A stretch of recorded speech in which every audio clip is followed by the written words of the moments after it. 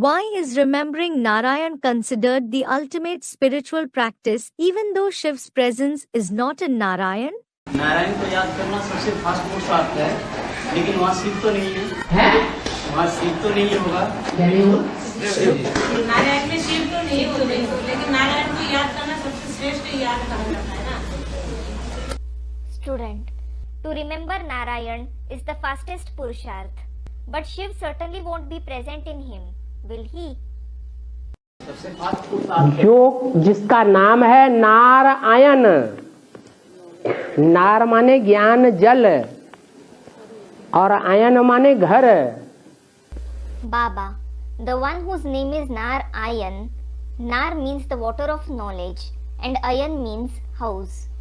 जिसका ज्ञान जल में ही घर है, The one whose house is in the water of knowledge itself.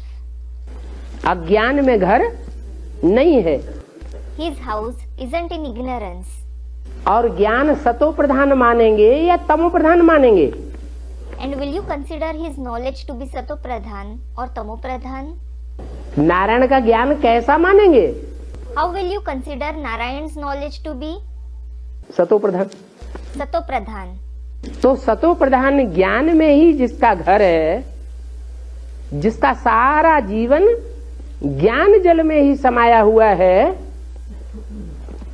वो नारायण में बाप की याद नहीं समाई हुई है 100%।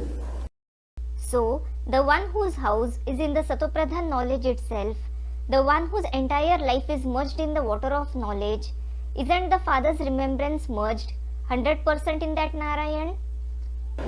अगर बाप की याद 100% नहीं समाई हुई है, If the remembrance of the Father isn't merged in him 100%, और सर्पों के ऊपर सैया दिखाई गई है, and he is shown on the bed of snakes, सर्पों का संग दिखाया गया है, सर्प सर्पिणियों का, he is shown to have the company of snakes and she snakes, तो तमो प्रधान बनेगा या सतो प्रधान बनेगा? will he become Tamo Pradhan or Sato Pradhan? क्या बनेगा? What will he become? है? तमो प्रधान बनेगा। He will become Tamo Pradhan.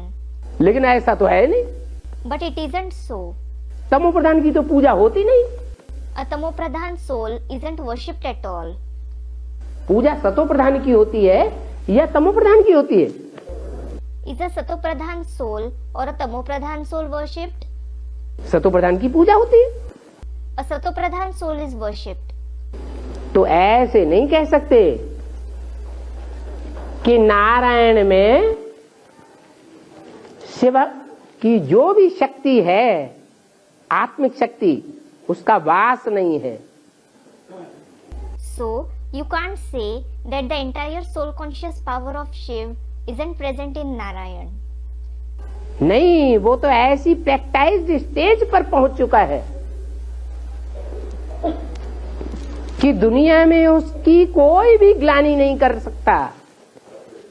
No, he in fact has reached such a practiced stage that no one in the world can defame him.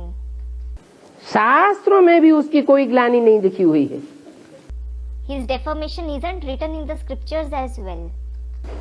वो top most stage है। It is the topmost stage. इसलिए मुरली में बोला है, सबसे अच्छा पुरुषार्थ है नारायण को याद करना। This is why it is said in the Murli, the best Purusharth is to remember Narayan.